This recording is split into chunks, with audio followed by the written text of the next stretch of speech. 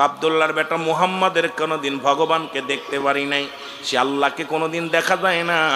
কোনোদিন দেখতে পারি না, তারে আমরা মানি না, ওর কথাও বিশ্বাস করি না, মানব না,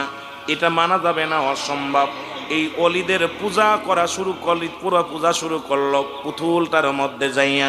ভগবানের কাছে চায়। গভীরে একদিন রাত্রে, গভীর রাত্র হয়ে গেছে, অলিদের পুতুলের ভিতর থেকে আওয়াজ আসে, অলি